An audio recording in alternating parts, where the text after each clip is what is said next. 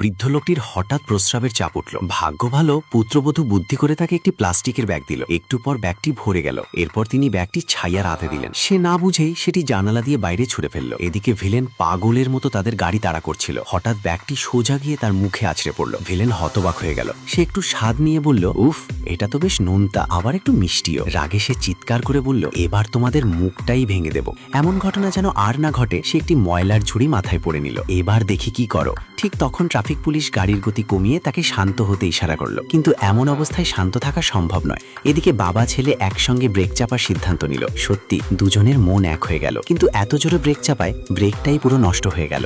নায়ক প্রচন্ড রেগে গিয়ে জানালা দিয়ে একটি জিনিস ছুঁড়ে মারল, কিন্তু সেটা গিয়ে সোজা ট্রাফিক পুলিশের গায়ে লাগলো। অবশেষে ভিলেন তাদের কাছে পৌঁছে গেল।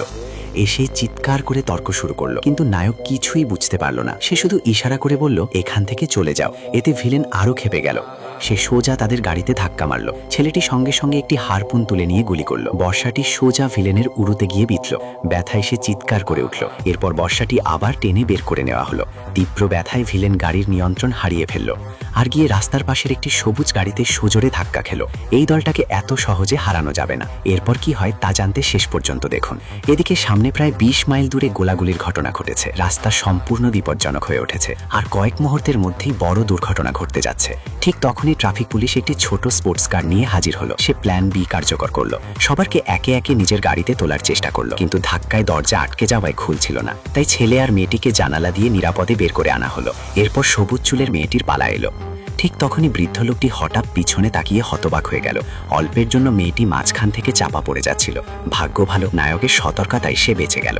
কিন্তু নায়কের স্ত্রী গর্ভবতী হওয়ায় তিনি জানালা দিয়ে বের হতে পারছিলেন না। ঠিক সেই সময় একটি হেলিকপ্টার এসে হাজির হলো। সেখান থেকে একজন নেমে এসে গর্ভবতী স্ত্রীকে নিরাপদে নিয়ে গেল। এখন গাড়িতে শুধু বাবা আর ছেলে রয়ে গেল। সময় আর একদম নেই। আর কিছুক্ষণের মধ্যেই তারা সামনের গাড়ির সঙ্গে ধাক্কা খাবে। তারা সিদ্ধান্ত নিল গাড়ি সহ সবাইকে একসঙ্গে বাঁচানোর চেষ্টা করবে। শেষ মুহূর্তে সামনের ছোট গাড়িটি হঠাৎ আকাশে উড়ে উঠল।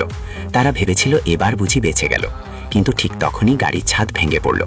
মুহূর্তের মধ্যে সেটি একটি সুপার কারে পরিণত হয়ে নিরাপদে মাটিতে অবতরণ করল। ভাগ্যক্রমে বাবা ছেলে দুজনই অক্ষত রইল। এরপর হাসপাতালে নায়কের স্ত্রীর একটি সুস্থ সন্তানের জন্ম হলো। পুরো পরিবার সুখে শান্তিতে বসবাস করতে লাগলো। এটাই ছিল তাদের জীবনের সবচেয়ে অর্থবহ ভ্রমণ। ঠিক তখনই কেউ জিজ্ঞেস করলো, তুমি কি আমাকে চেনো? চারপাশের মানুষ অবাক হয়ে গেল। এসো বাচ্চারা, তাড়াতাড়ি ওঠো, চলো দ্রুত দৌড়াও, আমার দিকে তাকাও। কিন্তু তারা লিফটে ঢুকতেই বুঝতে পারলো এটি একটি অত্যাধুনিক স্মার্ট লিফট।